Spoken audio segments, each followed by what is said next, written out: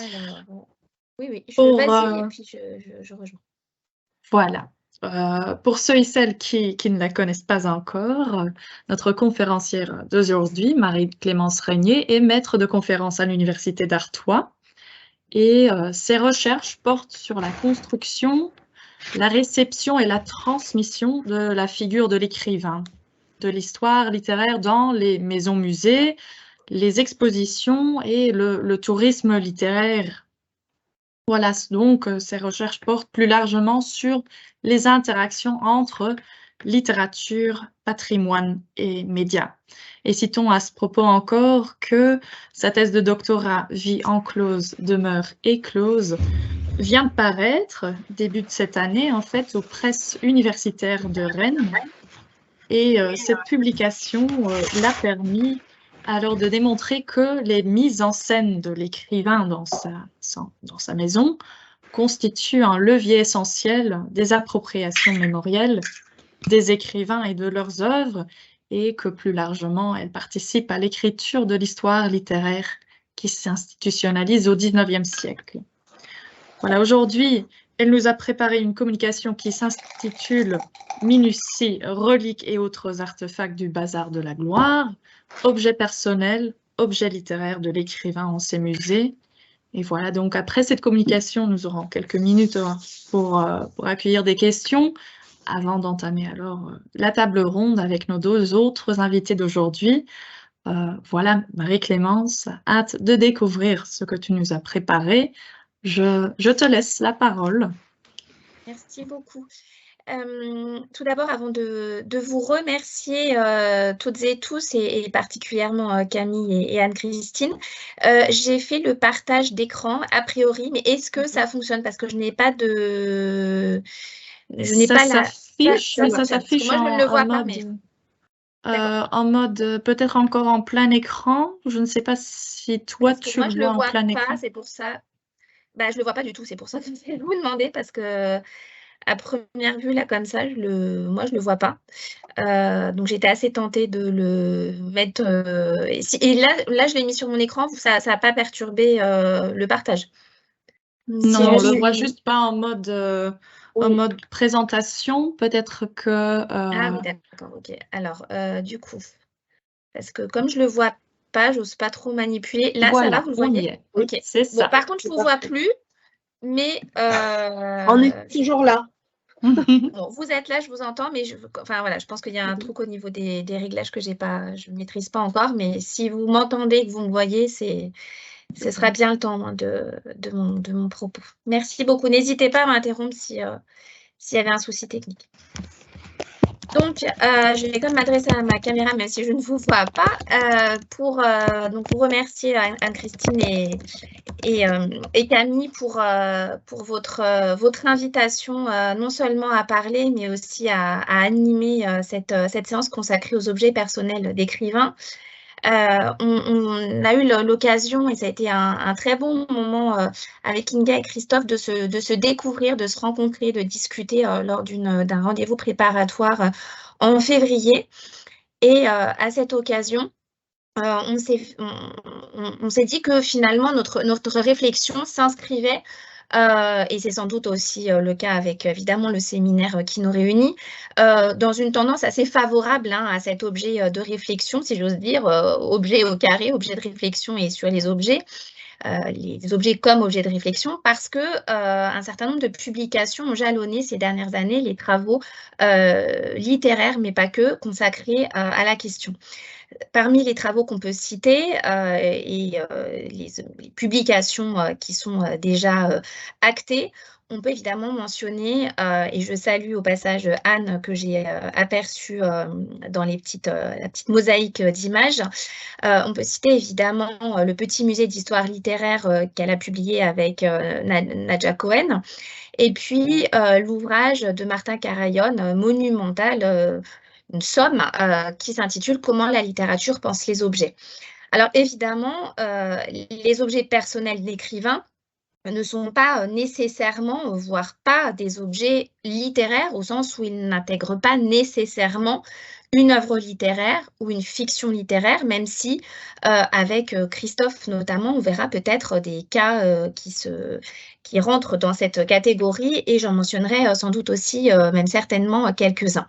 Mais en tout cas, l'objet rapporté à la littérature, si on peut dire de façon plus générale, est un sujet du moment. C'est quelque chose que je voulais déjà poser. Par ailleurs, on s'est fait la remarque et ça fait partie des questions structurelles hein, que l'on souhaite mettre en avant, qu'on souhaitait mettre en avant tous les trois. On s'est posé évidemment la question plus spécifiquement de la relique, du fétiche qui semblait nous réunir tous les trois. Et on voulait poser la question, je pense, au travers de nos différents exemples, la question du régime historique, du rapport historique à ces fétiches. On ne va pas remonter hein, jusqu'au canon grec parce que ce ne sont pas nos terrains de prédilection, nos spécialités, mais clairement, l'objet personnel d'écrivain entretient un rapport privilégié au fétiche, à la relique. On verra différents types de reliques, notamment les reliques de contact. Et il semble que la période du 19e siècle, qui, moi, m'a intéressée au premier chef dans mes travaux de thèse, et puis encore maintenant, et puis qui intéresse beaucoup Inga, évidemment, autour de Hugo, mais également Christophe, il semble que le 19e siècle impose la question de façon vraiment privilégiée. Et on voulait se poser la question de cette permanence, d'une permanence éventuelle dans le rapport privilégié à la relique. Est-ce encore le cas au XXe siècle? Est-ce encore le cas aujourd'hui?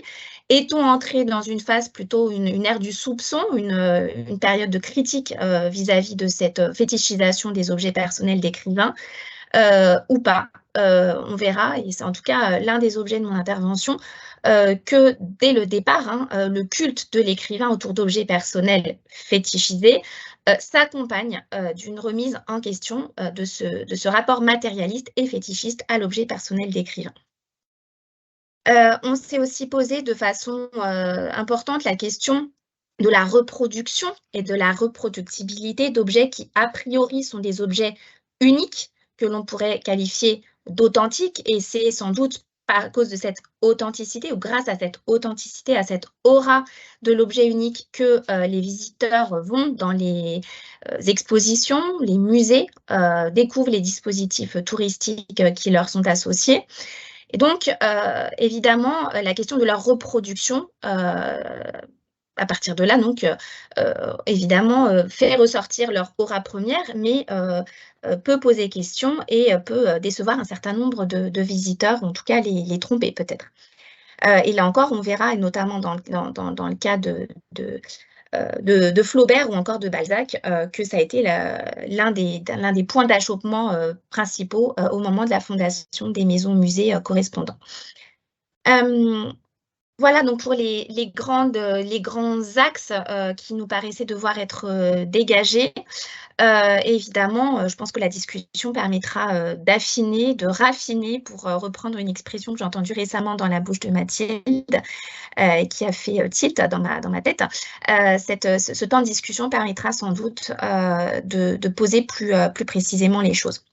Donc, je vais commencer, si vous voulez bien, après ce petit préambule, par ma communication qui donc s'intitule, vous l'avez vu au début, j'espère ne pas vous donner le tournis avec mon passage de slide, qui s'intitule donc Minutie, reliques et autres artefacts. Camille a très gentiment tout à l'heure cité l'intégralité du titre, donc je passe.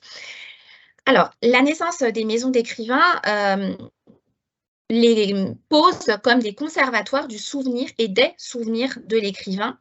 Cette naissance est contemporaine de l'expansion d'un marché des objets attachés tant à la personne de l'écrivain qu'à son œuvre. Ces deux phénomènes convergent autour donc des maisons-musées qui centralisent une partie de ces objets. Ces expos, comme on peut les appeler dans un jargon entre guillemets professionnel, constituent des supports de la présence du littéraire, notamment les objets qui représentent l'incarnation du littéraire par excellence, l'écrivain. En tout cas, c'est comme ça que c'est construit, hein, notamment un rapport à l'écrivain pour poser la littérature. L'écrivain désigné aussi comme un acteur de la présence du littéraire par Daniel Fabre, qui écrivait en 2002 pour des actes rencontres organisées par la Fédération des maisons d'écrivains et des patrimoines littéraires. Donc, qui écrivait « Que nous soyons responsables d'un musée littéraire, d'une bibliothèque, d'un fonds de manuscrits, d'une maison d'écrivains, animateurs d'une fête littéraire ou d'une lecture publique, nous sommes des artisans de l'aura perdue, convaincus que le rayonnement de la littérature est aussi éprouvé dans une présence qui ne se substitue pas au texte, mais qui le souligne, le renvoie, l'entoure comme d'un halo, d'une auréole, d'une aura. » En ce sens, les objets personnels d'écrivains, objets littéraires non fictionnels, pour les démarquer des objets donc analysés principalement par Martha Karajan, constituent des signes très denses autour desquels se concentrent les effets de présence de l'écrivain. Dans le cas de mon corpus du jour, composé de Balzac, Flaubert, Gautier, Hugo et Corneille, la centralisation et la transmission des patrimoines, de ces patrimoines au public se fait à contretemps, bien après leur décès. Si les maisons musées de Croisset, de la rue de Lapie, de Passy, respectivement pour Flaubert, Corneille et Balzac, peuvent suivre l'exemple de la maison de Victor Hugo, place des Vosges, autour de sa bibliothèque, et dans une moindre mesure des collections liées à l'œuvre littéraire de l'écrivain, les fonds pour alimenter un musée intime ou un musée populaire, je préciserai ces termes, manquent. À l'abondance et à la variété des objets rassemblés place des Vosges autour de Hugo s'oppose la rareté, la dispersion et la moindre variété des souvenirs attachés aux autres écrivains. Donc, je souligne ici le côté apax, extraordinaire du cas hugolien. Le grand nombre d'années passées entre leur décès et la collecte de ces biens, puis ensuite leur exposition, accentue de surcroît les difficultés inhérentes à l'entreprise muséale. Cependant, le paradoxe qui paraît caractériser à première vue la fondation des maisons musées consacrées à Balzac, Flaubert, Corneille et Gautier constitue le socle original de ces maisons musées distinctes donc du modèle dominant de la place des Vosges. Alors, dans un premier temps, je vais essayer d'esquisser, donc de retracer la genèse des collections d'objets personnels des musées que j'ai évoqués autour de ce terme de musée intime qui est employé par Arsène Alexandre dans le guide d'inventaire de la maison de Victor Hugo lors de son inauguration en 1903. C'est autour du terme notamment d'intimité, comme vous le voyez écrit, intimité avec un S, que je développerai ma réflexion, puisque Arsène Alexandre invente, si l'on peut dire, ou en tout cas utilise ce terme par analogie avec des termes comme curiosité ou antiquité, et il rassemble sous ce vocable d'intimité les objets personnels ayant appartenu à Victor Hugo, à sa famille, et qui sont exposés dans ce qu'il appelle le musée intime.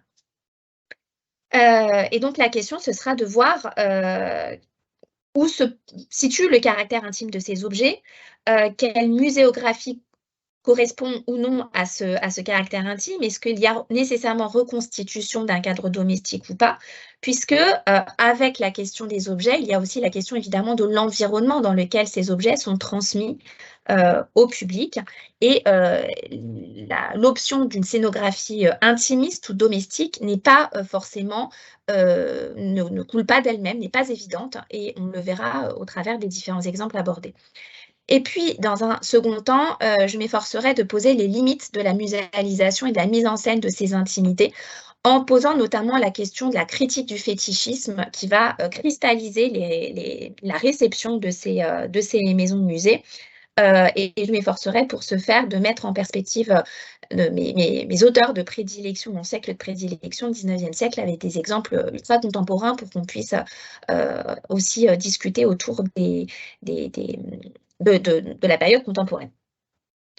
Alors, pour commencer, l'origine de l'intérêt porté aux intimités rejoint l'intérêt porté aux minuties des célébrités et des gloires littéraires depuis la seconde moitié du 19e siècle, enfin du 18e siècle, pardon. Les minuties, c'est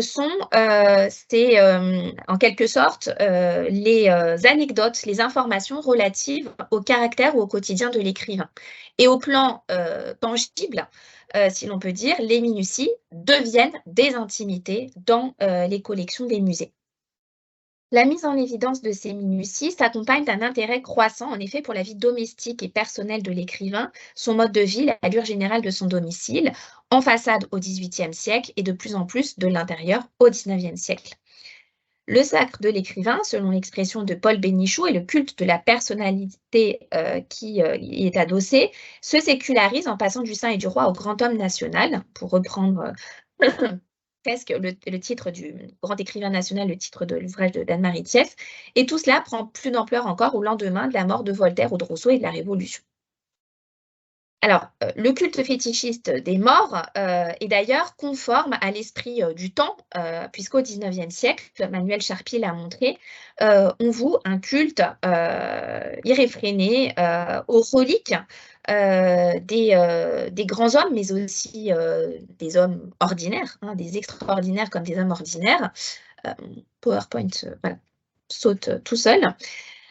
Et on assiste au développement, au plein essor de ce qu'on appelle aussi des musées sentimentaux, pour reprendre une expression qui vraiment émaille les comptes rendus et les archives propres aux maisons de musées et à la culture matérielle bourgeoise au XIXe siècle.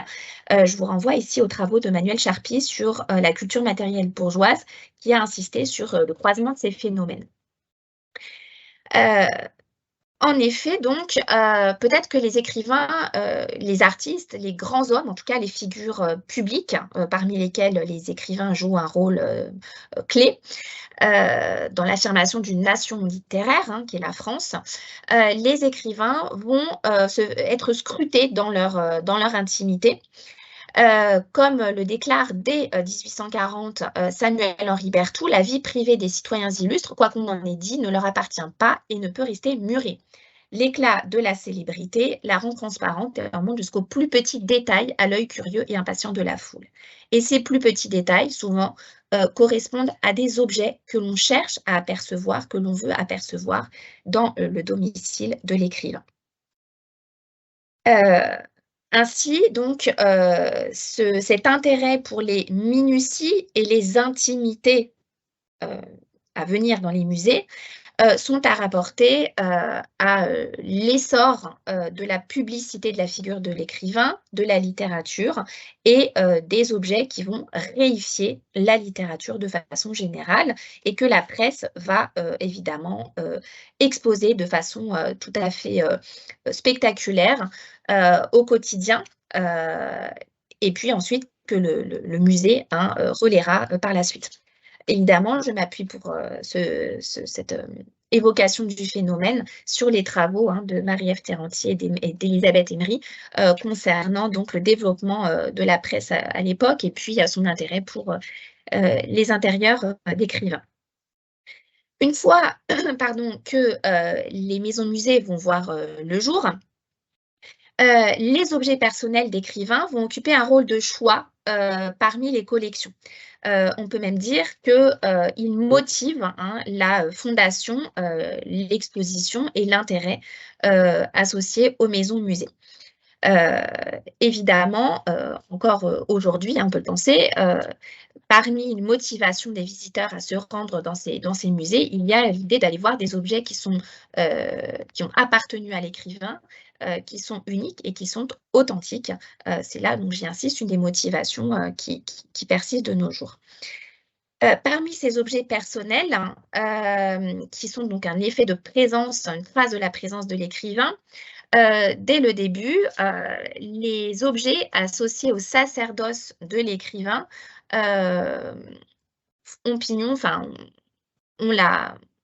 sont privilégiés. On le voit ici à travers donc, ces tableaux qui répertorient les acquisitions de pièces de mobilier d'écrivains au musée Carnavalet, avec donc un intérêt tout particulier porté au bureau, au fauteuil de l'écrivain, qui doivent être rapportés aussi à l'intérêt porté aux plumes de l'écrivain, aux manuscrits de l'écrivain, ou bien encore au moulage de ses mains. Alors, je renvoie évidemment ici à l'article de David sur la question des moulages de mains et des photographies de mains d'écrivains qui était paru dans Littérature en 2019. Et tous ces objets sont à rapporter donc, au sacerdoce et au métier d'écrivain. Objets personnels donc qui apparaissent vraiment en tête de gondole, si j'ose dire, dans les maisons et musées littéraires du XIXe siècle et au début du XXe siècle. Même constat du côté des maisons de Barbet, par exemple.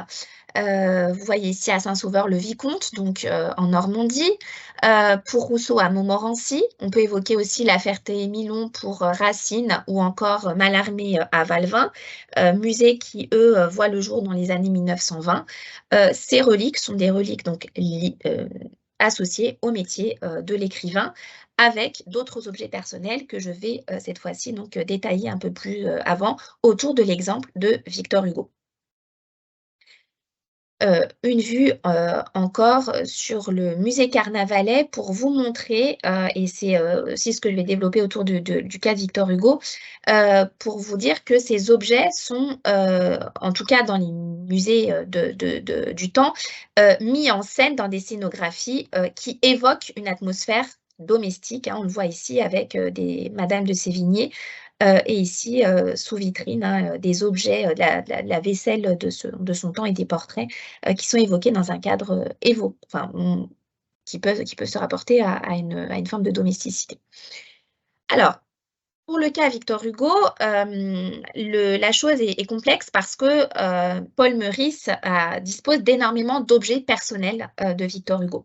Alors, on s'est organisé avec Inga pour ne pas faire doublon, donc j'espère avoir tenu le contrat. Je voudrais insister donc sur la spécificité de ce musée intime dont parlait Arsène Alexandre. Le musée intime se distingue du musée populaire et du musée de l'œuvre de Victor Hugo, qui sont les trois composantes essentielles formant le musée Victor Hugo à son origine, à l'origine en 1903. Le musée intime regroupe un certain nombre de reliques, mais pas seulement, des souvenirs de voyage, de séjour de Victor Hugo. Il renvoie aussi à des moulages de la main de Hugo, ou encore à des plumes, des médaillons, des passeports, le bail de l'appartement du Marais, qui devient donc maison de Victor Hugo, autant de mémorabilia et de reliques plus ou moins personnelles, qui confèrent une dimension intimiste à cette partie du musée. Au sein du musée intime, Arsène Alexandre va se montrer particulièrement sensible aux maisons de Victor Hugo, qui pour lui ouvre un chapitre assez inédit du rapport intime à l'écrivain, puisque, je le cite, la façon dont un homme tantôt subit, tantôt choisit sa maison est toute une partie de son portrait. Ainsi, la maison et la maison musée comme écrin à ses reliques renvoie pour lui à une intimité profonde de l'écrivain, et c'est une façon évidemment de légitimer non seulement la collection des images représentant les maisons de Victor Hugo, mais aussi de légitimer la fondation d'une maison musée comme étant la relique, le contenant qui doit subsumer les autres reliques sous la forme d'objets individuels. Pour reprendre le terme de Paul Meurice, la maison de Victor Hugo, c'est une maison qui sera de plus un musée. Alors cette expression est intéressante puisqu'elle montre que la maison a tout de même peut-être la prévalence, entre guillemets, ou en tout cas qu'elle fonde vraiment le dispositif d'exposition, et que les deux ne se subordonnent pas l'un à l'autre. Alors, le musée intime à cet égard est un musée justement qui va peut-être être la formule rassemblant maison et musée dans une formule originale, puisque le musée intime ne doit pas être complaisant aux yeux de Paul Meurice, en tout cas c'est comme ça qu'on peut l'interpréter, dans la mesure où il a le souci de mettre en regard ce musée intime, donc contenant des passeports, des reliques de Victor Hugo. Inga en parlera, des reliques aussi familiales, notamment liées à Léopoldine.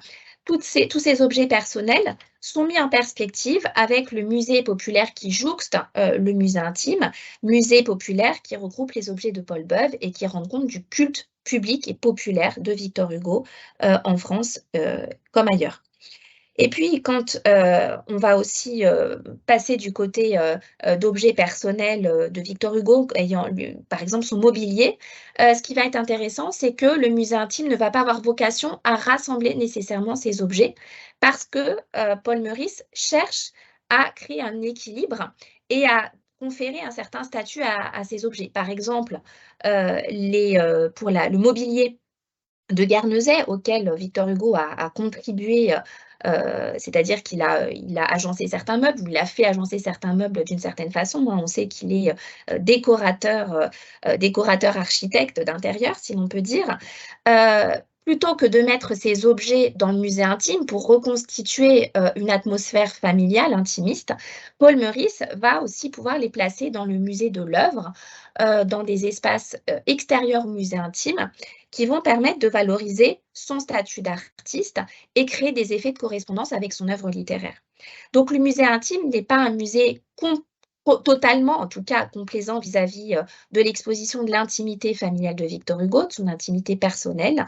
Il va s'agir certes, donner au public ce qu'il cherche à voir, et notamment ce public qui est idolâtre de Victor Hugo et qui attend sans doute de voir ces reliques, mais ces reliques vont être remises en perspective vis-à-vis donc des deux autres musées, des deux autres composantes du musée que sont le musée populaire et le musée de l'œuvre, avec notamment donc ces espaces mobiliers et ces décors qui ne sont pas forcément renvoyés aux détails d'une vie intime et domestique. Donc tout semble en effet, place des Vosges, être fait pour circonscrire l'exposition de l'intimité de l'écrivain, qu'il ne s'agit pas d'organiser strictement autour d'une fétichisation des objets reliquaires, même si évidemment certains détails vont dans ce sens. On pense par exemple à l'exposition, on ne le voit pas à l'image parce qu'on n'a pas, en tout cas à ma connaissance, d'image beaucoup plus précise, détaillée de l'exposition à cette époque, mais par exemple sous vitrine on peut trouver un quignon de pain qui aurait été qui aurait marqué la commune. Donc évidemment, on est là dans une relique plus qui a du sens vis-à-vis de l'entourage de Victor Hugo, qui a du sens vis-à-vis des idolâtres de Victor Hugo et de sa fonction politique, mais qui sont évidemment à remettre à leur place sur l'échelle des valeurs par rapport au moulage de la main de Victor Hugo ou encore par rapport à ses plumes d'écriture. Pour poursuivre mon propos et tenir quand même le rythme, je voudrais passer au cas de Flaubert à Croisset, qui fonctionne vraiment différemment. À Croisset, les fondateurs, les responsables du musée vont évidemment faire face à une limite, c'est que d'emblée, Flaubert ne voulait pas que se développe autour de lui un culte personnel et encore moins que l'on collecte et que l'on expose des objets lui ayant appartenu. Mais faisant fi de ce principe, le principe de l'impersonnalité de l'auteur, les proches de Flaubert et ses admirateurs vont collecter ou vont transmettre tour à tour des objets qui vont être exposés dans le pavillon de Croisset que vous voyez là à l'écran, à différentes périodes de son histoire.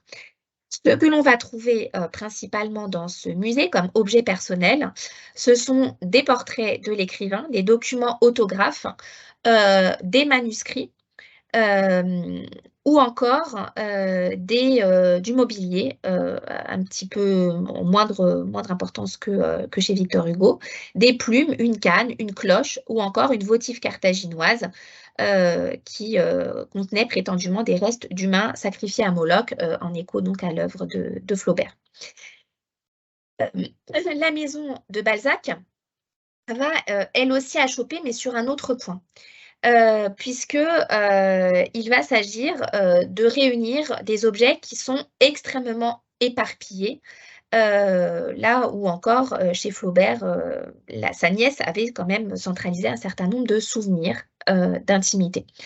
Balzac, lui, au musée Balzac, on va favoriser les achats et les dons par la mise en place d'un réseau d'amis, d'admirateurs qui vont, vaille que vaille, donc accepter de donner qui le gilet de nuit de Balzac, qui sa robe de chambre, qui une canne, qui rappelle le récit fantaisiste de Delphine de Girardin intitulé La canne de Monsieur Balzac, paru en 1836, qui est le moulage de ses mains, son coffre à manuscrits, son presse-papier, son fauteuil ou encore sa table de travail. Et au final, on va se retrouver avec un musée reliquaire qui, comme vous le voyez ici, n'hésite pas à agencer les reliques, à les concentrer dans des petits hôtels qui, justement, vont être présentés sous la forme de cette carte postale comme des reliquaires. Donc, vous voyez à l'écran le reliquaire, le petit hôtel à Balzac qui rassemble de façon condensée les grandes reliques de Balzac. Vous voyez donc derrière le gilet, la célèbre cafetière de Balzac qui aurait consommé des litres de café qui a consommé des litres de café pour écrire La Comédie humaine, le moulage de sa main ou encore des exemplaires originaux de La Comédie humaine. Quant à l'exemple, un autre exemple encore, un autre modèle, la maison musée de Petit-Couronne ou encore la maison natale de Corneille à Rouen, on a là affaire à des musées-bibliothèques et les rares objets personnels que l'on va retrouver dans ces musées, ce sont donc des archives familiales, des documents de cadastre ou des choses comme ça. Et puis, ici et là, des objets dont la provenance est douteuse et dont la fonction d'origine est douteuse. Par exemple, une boucle en alliage métallique qui renvoie au corps de l'écrivain, à sa tenue, en tout cas, c'est ce que l'on peut penser, mais qui sert aussi dans le discours des promoteurs du musée à évoquer de façon métonymique la vie de l'écrivain et notamment à forger son image. C'est le sens de la collecte de cette boucle en alliage métallique qui permet d'évoquer un épisode anecdotique de la vie de l'écrivain que Théophile Gautier a notamment développé autour du saulier que Corneille aurait fait réparer chez le savetier sans crainte de révéler son humilité. On disait à tort Corneille pauvre, mais on le sait, hein, la simplicité, l'humilité du grand homme est gage de grandeur. Et donc, cette boucle en alliage va être utilisée par les responsables du musée pour évoquer donc, de façon très romantique l'humilité, la simplicité du grand homme. Tous ces fétiches, on le voit, sont nombreux et donc fondent l'origine des maisons musées de l'époque. Il ne faudrait pas croire pour autant que les contemporains acceptent la vénération de ces objets purement et simplement et s'y soumettent. C'est ce que je voudrais présenter rapidement dans le second temps de mon analyse qui est plus succinct pour évoquer notamment donc la critique qui se fait jour dès l'origine du culte des écrivains autour de ces objets, de ces minuties, de ces intimités. Et cette critique va se cristalliser autour d'une figure, la figure de l'anglais, que les Français, ou en tout cas que les auteurs français que j'ai étudiés, perçoivent comme les idolâtres matérialistes du culte de l'écrivain par excellence et comme des repoussoirs pour ceux qui donc critiquent ce culte fétichiste.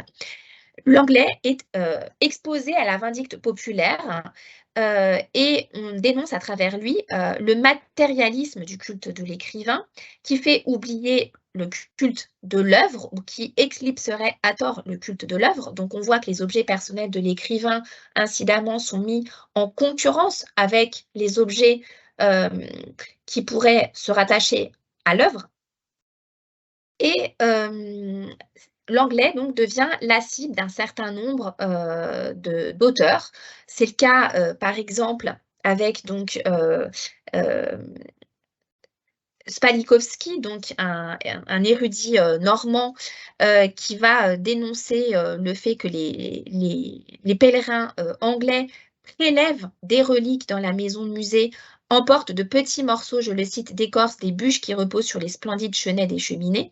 Donc on voit que la structure même de la maison musée va devenir un objet personnel de l'écrivain une relique de contact à prélever sur place.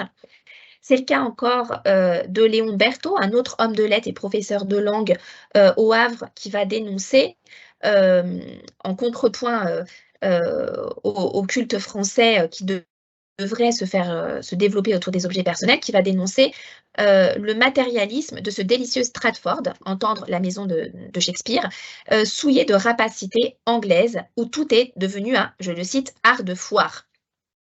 Et c'est le cas aussi de Maurice Dreyfus, ami de Gautier, qui va dénoncer la rapacité aussi des chasseurs de reliques de Gautier, ces terribles Anglais, pour le citer, qui vont, pour lui, vraiment faire figure, là encore, de repoussoir.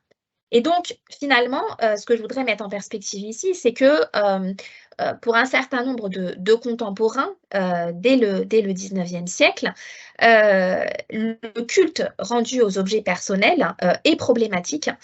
Et il serait d'autant plus problématique que ce joueraient-là, finalement, des pratiques qui auraient trait à une identité nationale.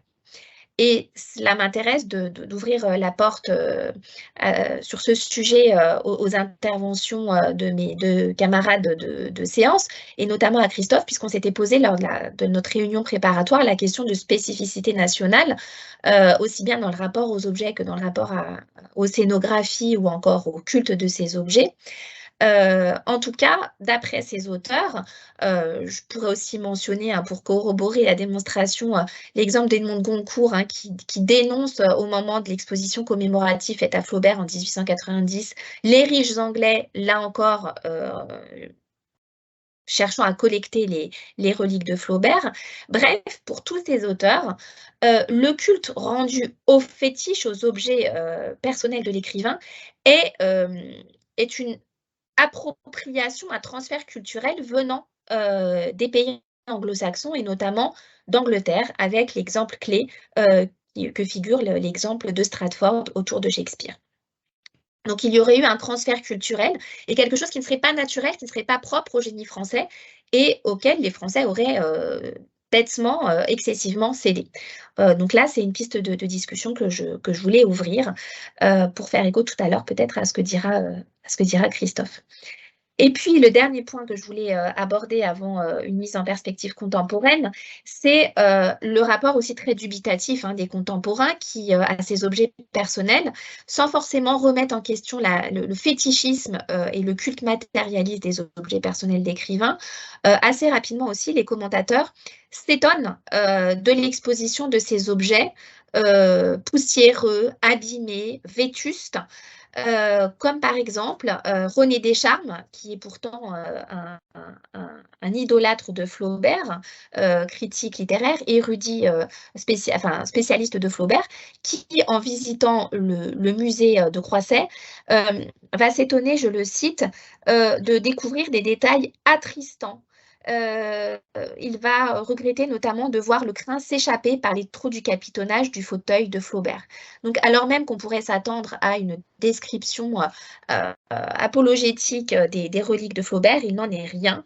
Je le cite, on a une impression pénible de pauvreté et d'insignifiance. Le mobilier est quelconque, 2 vitrines, 2 armoires, une table ronde, un fauteuil à manchette et à haut dossier. Donc ici, l'auteur ne cherche même pas à savoir s'il s'agit de reliques authentiques, à contextualiser finalement la provenance de ce mobilier. Ce qui compte, c'est l'effet général et l'apparence de ces objets réduits à leur superficie et à leur superficialité, finalement, à leur insignifiance. Et pour lui, le musée n'est là que mausolée mortifère et ne sert pas du tout le culte de l'écrivain, bien au contraire. C'est le cas aussi autour du cadenas, de l'encrier cadenas, cette fois-ci, ce n'est pas l'encrier crapaud de Flaubert que vous voyez à gauche, mais l'encrier cadenas de Balzac. Nombre de commentateurs dans la presse s'étonnent de voir ce type d'objet insignifiant, alors même qu'il s'agirait d'une relique très importante. L'encrier pour un écrivain, c'est tout de même un objet très important, mais ils s'étonnent de voir cet objet assez kitsch, et même pour ainsi dire assez moche, dans le musée, là où, je cite donc un auteur dans la presse qui s'appelle, je trouve son nom, Martin Gall, et qui, donc pour l'intransigeant, déclare, enfin se pose la question, ne serait-il pas toujours plus balsacien de rester chez soi et de relire Splendeur et misère des courtisanes, plutôt que d'aller regarder sur une cheminée à Passy une réduction du plâtre de Monsieur Rodin, ou encore sur le bureau un encrier cadenas. Ces panthéons d'appartements, de fait, vont susciter donc je l'ai dit, des critiques, mais des critiques que je voulais partager avec vous parce qu'elles s'opèrent d'une façon assez originale, amusante et même parodique. Donc je voulais ouvrir cette mise en perspective, enfin ces exemples avec d'autres exemples pour vous présenter. Alors, je me suis un petit peu perdue dans mes diapos, mais voilà, vous présenter par exemple le panthéon d'appartements de Sacha Guitry, sur des belles photos hein, où on voit voilà, sa vitrine saturée de portraits, de moulages ou encore d'éditions originales. Et puis, ce qui est amusant, c'est cet extrait hein, que j'ai prélevé de l'ouvrage d'Anne et de Nadja, cet extrait d'un romancier et journaliste à l'époque qui va finalement mettre le doigt sur ce qui gêne dans ces panthéons d'appartements. Je le cite, on voit là, donc 3 vitrines regorgeant du plus touchant bric-à-brac, l'encrier de Flaubert, les gants de Clémenceau, le manuscrit de Boubouroche, le fanion de Joffre, la palette de Monet, les flambeaux de Molière. On sort de là abasourdi, euphorique, attendri, et l'on s'avise qu'il manque encore bien des reliques dans cette mirobolante chasse. Le râtelier de Voltaire, le pilon de Sarah Bernard, le clairon de Déroulède, l'inhalateur de Proust, le moulin à café de Balzac. En réalité, il y a bien une cafetière au musée de Balzac. Le chypre de Triomphant de Casanova, en tout cas son moulage. La pantoufle de Corneille, la clé de la Chartreuse de Parme, la rose de Ronsard. Donc évidemment, ici une parodie hein, qui détourne la fonction sacrée, enfin le statut sacré et la fonction sacramentale des objets personnels de l'écrivain et qui est renversé pour devenir, sous la forme d'une liste à la Prévert, la liste d'objets prosaïques qui culmine autour, évidemment, de Casanova, de l'exemple de Casanova. Cette liste à la Prévert dit donc la satire, la critique, le soupçon qui accompagne ces musées sentimentaux, ces panthéons d'appartements, qu'on le va retrouver pourtant encore hein, sous une forme assez sérieuse encore à l'époque, chez un Éluard par exemple, qui, chez lui, va par exemple disposer sur ces étagères que vous voyez à l'écran un moulage du visage de Baudelaire qui peut faire écho à l'hôtel des Dieux Lards de Mallarmé chez lui rue de Rome, où il avait également consacré donc un petit hôtel domestique à la figure de Baudelaire, comme on le voit avec la photographie qui est présente à l'image à gauche. Pour conclure, je voudrais évoquer des pistes contemporaines qui pourront faire l'objet de développement au fil de la discussion. Ces objets d'écrivains, ces objets personnels d'écrivains qui deviennent le support d'objets personnels pour le visiteur, quand des portraits intimes, des portraits personnels ou encore des reliques de l'écrivain font l'objet d'une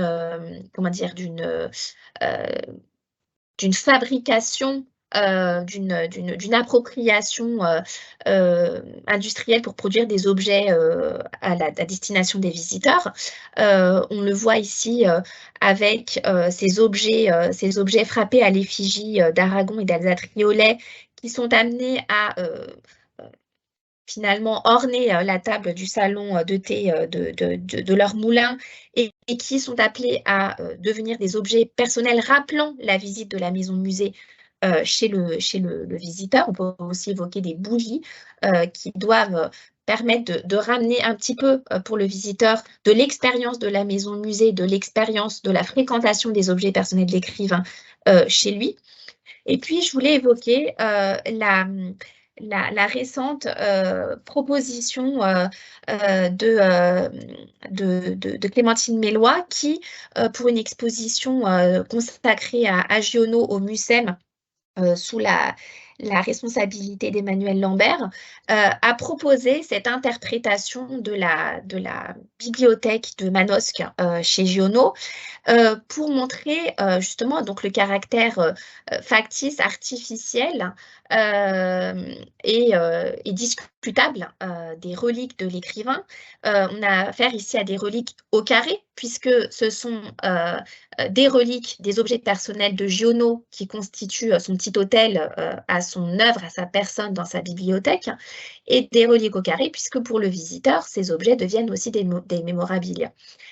Et Clémentine Mélois s'est ingéniée à reconstituer faussement, ou en tout cas partiellement, la bibliothèque de Manosque. On voit le parallélisme au niveau des étagères, de la disposition des objets. Et elle s'est ingéniée donc à détourner ces reliques, soit au niveau de leur apparence ou des matériaux à partir desquels elles sont constituées. Vous voyez que le visage, le buste de Giono devient une espèce de buste en kitsch par ses couleurs, par son matériau très brillant, très presque plastique.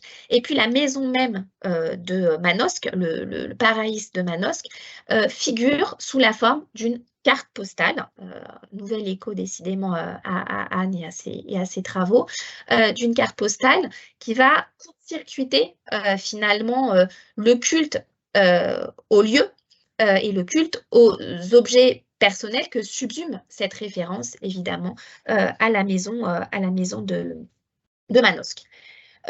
Peut-être une dernière main tendue pour la discussion, et c'est un travail que je suis en train de mettre en place, donc je ne m'appesantis pas sur ces pistes que je suis en train d'esquisser.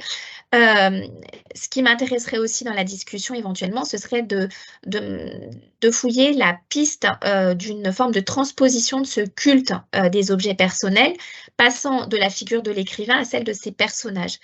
Et il me semble que dans les appropriations de ces dernières décennies, de ces dernières années autour de la question des objets personnels, il y a la question du développement d'un intérêt porté dans les maisons-musées ou autour des maisons-musées et des lieux littéraires, d'un intérêt porté aux figures des personnages, la figuration des personnages comme double peut-être les auteurs, et à la collecte d'un certain nombre d'objets qui sont associés aux figures de personnages. C'est le cas ici, par exemple, avec Lupin, qui s'est invité chez Maurice Leblanc à Étretat et où la plupart des objets exposés seraient des objets ayant appartenu à Lupin, / Leblanc, / des objets d'époque, en réalité.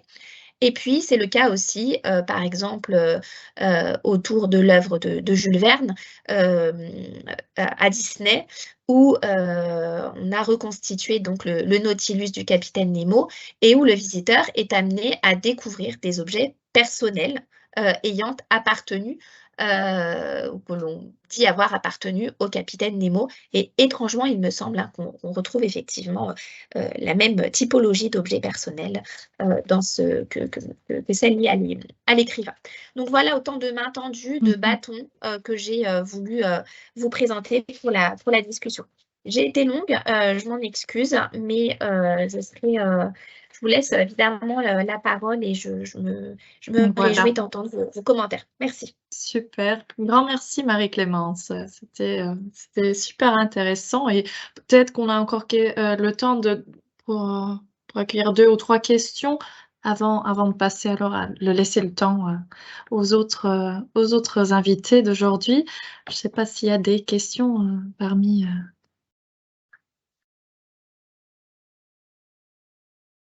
Je regarde un peu. N'hésitez pas à lever la main ou simplement voilà.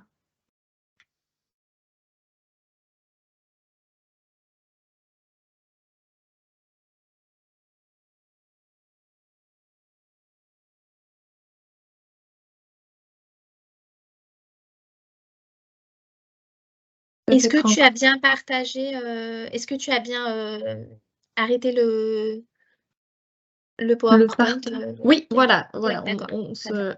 J'espère que tu nous revois aussi, que tout Oui, oui, fonctionne c'est pour même de ça ton côté? que Oui, voilà, oui, c'est pour ça que parfait. c'est ce que je me Je vois une disais. question dans la salle. David, Oui, je crois que David pose une question.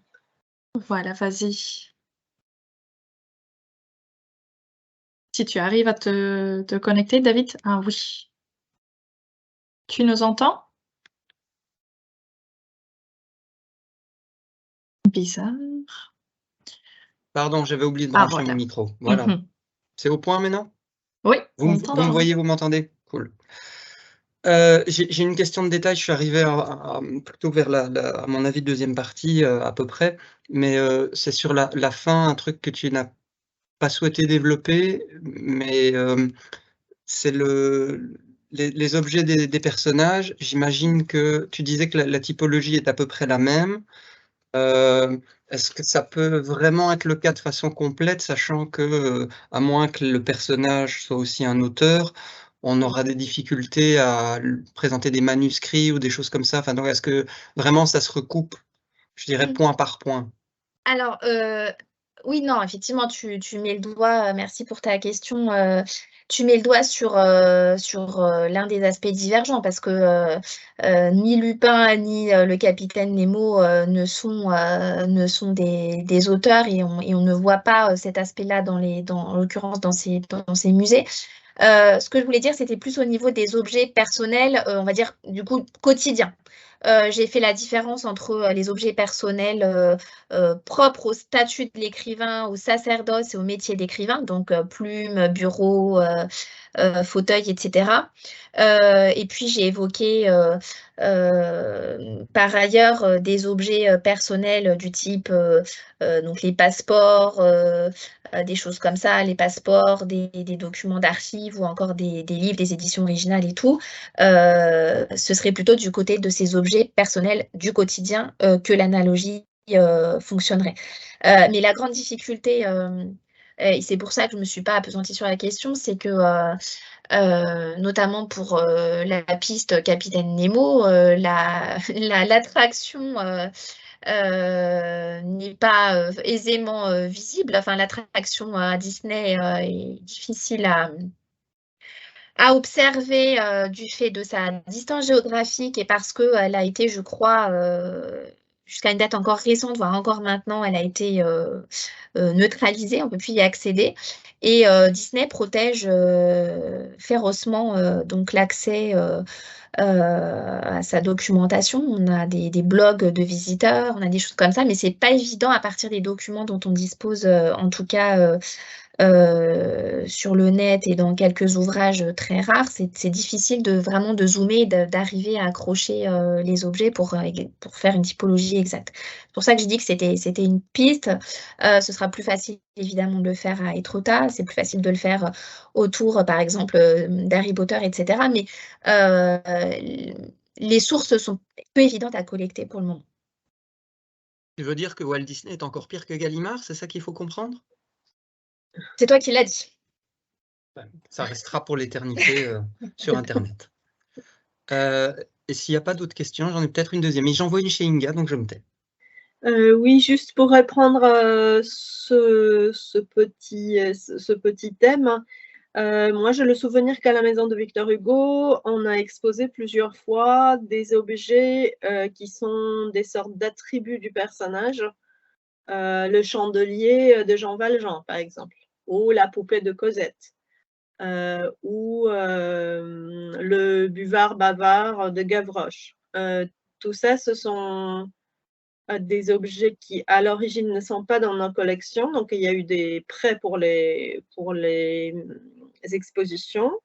Pour le buvard, c'est juste un buvard de Victor Hugo, mais qui est censé figurer l'objet dont se sert Gavroche dans un échange avec Cosette. Donc, mais ça, c'est vraiment comme un attribut de culte d'un personnage pour moi. Mais pour le coup, personnage littéraire, reconnaissable via un objet et probablement via quelque chose qui là nous renvoie peut-être à Disney ou à Harry Potter via les adaptations cinématographiques qui mettent en scène un objet et qui sacralisent d'une certaine manière la représentation d'un personnage dans une scène, dans un cadre, avec un objet. Ouais. Non, vas-y, si tu voulais. Non, c'est bon. Parce que du coup, ce qui est intéressant, c'est qu'avec ces exemples que vous donnez autour de Victor Hugo, on est entre donc l'objet personnel d'écrivain qui rejoint l'objet personnel du personnage, et entre les deux, il y a les objets dérivés des œuvres, les éventails Esmeralda, les jeux de loi, je ne sais quoi, et voilà, c'est encore une autre catégorie, quoi.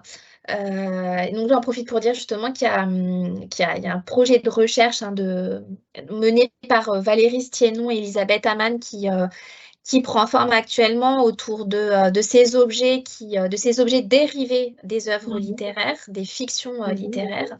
Mais effectivement, je pense que là, il y a là encore une autre catégorie d'objets qui, en tout cas, à ma connaissance, n'a pas encore été vraiment explorée, ou peut-être sous la forme de cas d'études, mais pas de façon transversale. Non, on a juste travaillé un peu avec les arts décoratifs sur les objets en lien avec Notre-Dame de Paris, justement. Mais l'étude était un peu plus large parce qu'en réalité, le roman d'Hugo s'inscrit dans une sorte de mode de production d'objets néo-gothiques ou évoquant le Moyen-Âge, qui est préalable à l'écriture du roman. Mais après, la célébrité du roman va faire que Esmeralda va apparaître dans des cadres qui préexistent, en fait, de décors ou d'objets qui étaient déjà fabriqués un peu avant l'écriture et la publication du roman. Mais c'est assez intéressant parce qu'effectivement, ça va des petits objets jusqu'au papier peint et elle va faire irruption dans des choses dans des motifs qui existent déjà un peu avant l'apparition de Notre-Dame.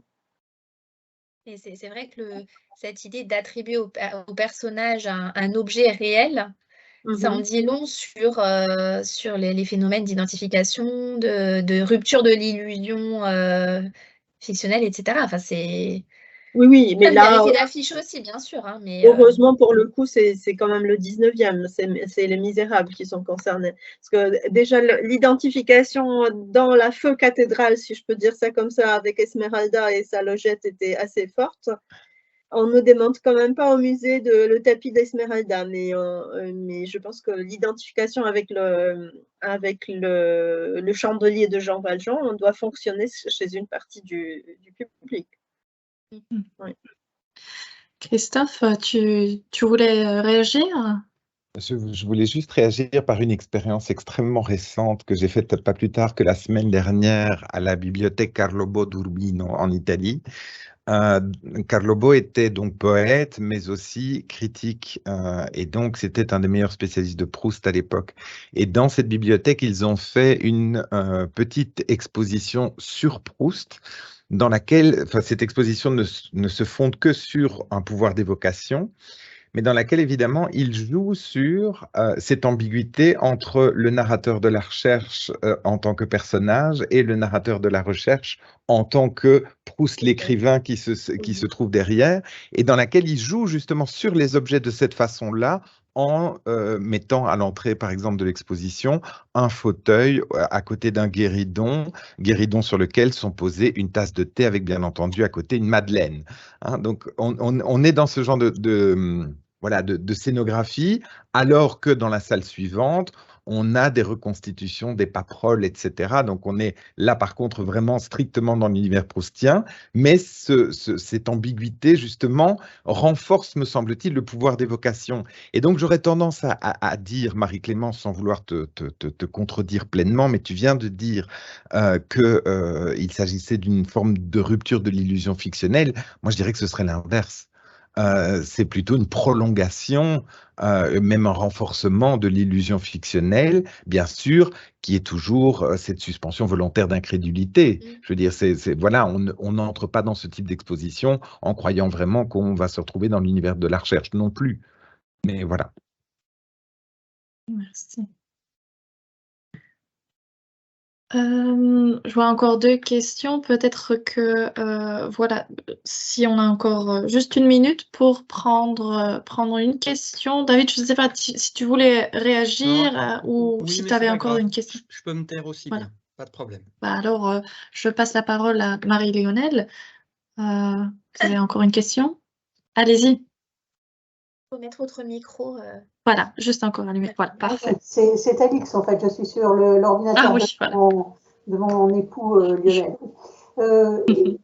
Merci beaucoup, c'était très intéressant. Je me suis demandé ce que ça produirait si on réfléchissait au croisement entre l'écrin dont vous avez parlé, cette maison-musée qui subsume un peu toutes les qualités des objets qu'on va trouver dedans. Qu'est-ce qui se passe si, comme à Beaubourg, au musée d'art moderne, on a le cabinet de travail d'André Breton qui est implanté? On va avoir la légitimité du musée classique qui vient se croiser avec la recréation d'une atmosphère. Ou bien je pensais aussi au cabinet de travail de Valérie Larbaud, au centre d'archives de la médiathèque à Vichy. Et je pense que dans beaucoup de centres d'archives, on va avoir le goût comme ça d'avoir une vitrine où on va collecter 2-3 souvenirs, quelque chose qui va personnaliser un peu. Voilà, c'était juste une idée, mais est-ce que vous avez sans doute vous avez un peu réfléchi à ça?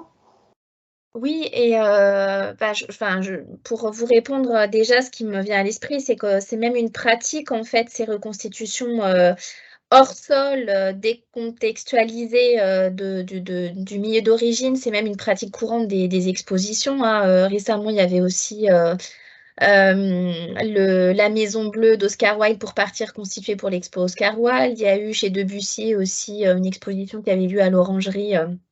On montrait aussi son cabinet de travail, je crois, dans une partie d'ailleurs plongée sous une lumière feutrée, plongée presque dans l'obscurité, donc dans l'exposition. En fait, alors d'une part, ça ressort pour ces 2 derniers exemples que j'ai mentionnés de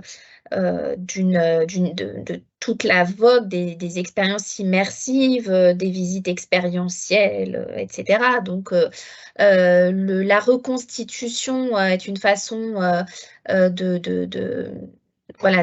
d'intégrer le visiteur dans un univers, dans une ambiance pour tenir tel ou tel propos.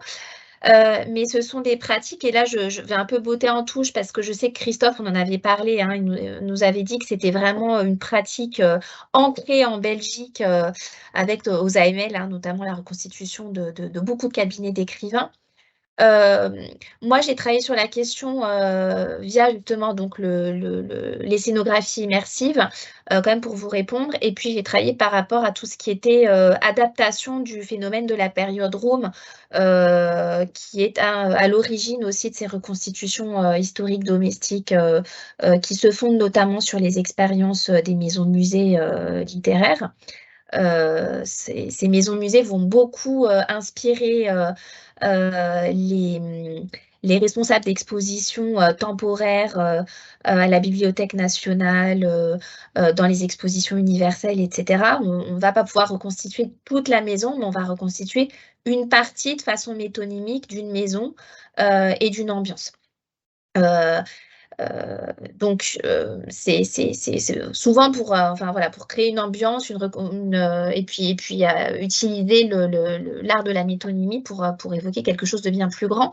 Mais je n'ai pas, si vous voulez, par rapport à la spécificité de ces pratiques-là, en France, En dehors de ma période, je ne peux pas vous dire sur les exemples que vous mentionnez ce qu'il en serait, si ce n'est que dans le cadre breton, on reconstitue le bureau, oui et non, parce qu'en fait, si on connaît les archives et qu'on voit à quoi ressemblait l'atelier de Breton, le cabinet de Breton, c'est en fait une œuvre, c'est une installation qui est une œuvre en soi. C'est pas vraiment l'atelier breton en fait. Donc là, il y a quelque chose qui est un petit peu particulier, qui me semble pas forcément représentatif des reconstitutions en exposition permanente ou temporaire. Enfin, en tout cas, autour de Breton, c'est moins une reconstitution, je dirais, qu'une installation et une œuvre en soi. Dans le cas de Breton, mais est-ce que c'est pas le cas dans un certain nombre de bibliothèques d'écrivains reconstituées? Ce qu'on cherche à impulser, c'est qu'est-ce que la bibliothèque imaginaire et à faire entrer le visiteur dans un processus de réflexion plus large finalement. Oui, Breton, c'est son musée imaginaire, enfin. Oui, et puis c'est aussi pour lancer effectivement la machine interprétative, parce que je suis passée très rapidement dessus, mais autour de Proust qu'évoquait tout à l'heure Christophe, le musée Carnavalet en quelques mois a proposé 2 interprétations scénographiques autour des objets personnels proustiens, des reliques de Proust, son manteau, son lit et d'autres choses. Il y avait une scénographie dans l'exposition permanente, dans une pièce un peu plongée dans l'obscurité, avec des gros spots lumineux qui conféraient une certaine aura aux reliques, mais on n'était plus du tout dans la reconstitution historique, pseudo-historique de la pièce dans la version d'origine du musée Carnavalet. Et puis, il y avait une autre interprétation qui a été proposée pour l'exposition temporaire Marcel Proust, qui apparaissait à l'image tout à l'heure sur un fond jaune, et qui, là, décontextualisait encore plus les objets et qui les présentait vraiment comme des reliques, et qui, justement, donnait à penser au visiteur au statut de la relique et à son propre rapport à la relique. Donc, c'est vrai que ce sont autant de scénographies qui permettent d'immerger le visiteur dans une ambiance, mais aussi d'interroger son rapport, je pense, à la relique et au culte de la relique. Super. Voilà. Merci beaucoup. Merci Marie-Clémence. Je suggère qu'on passe à l'étape suivante, c'est-à-dire présentation et la table ronde. Ouais. Je te laisse faire. Oui, alors, donc, j'ai le plaisir de présenter